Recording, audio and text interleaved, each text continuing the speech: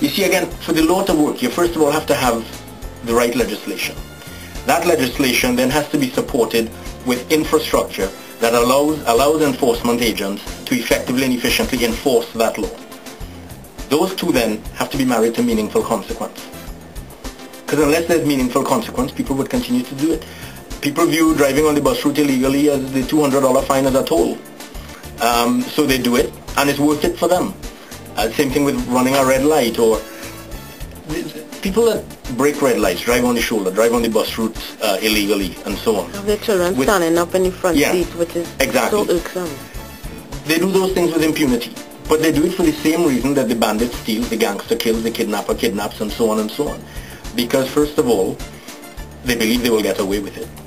Secondly, they understand that there, in most cases, is no meaningful consequence. Deputy Commissioner Craig mentioned on the program that he was on with you all a couple of weeks ago that a part of the challenge that the police faces, and people continue to beat up on the police that they're not doing their job and this and that, a lot of the crime being committed by people that the police have already arrested. And they get out on bail, or they get off on a technicality, or their case can't be heard. Eventually the police or enforcement agents are frustrated. They're frustrated. I have listened to licensed officers and police officers who have talked about, or we'd see them just coming out of court or something that we supporting with our road exercise, and they say they just come from the 25th or the 35th adjournment of a case.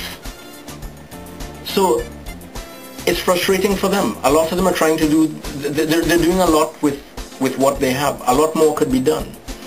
I think that Acting Commissioner James Philbert, he in my mind represents definitely the best and arguably the only opportunity we have at restoring any semblance of law and order in this country in the short term. He has inherited an organization with historical issues, but he's doing a lot of things, I think, heading in the right direction. One of the first things he did when he came in was to insist that many police officers get back into uniforms. So he's trying to create that presence.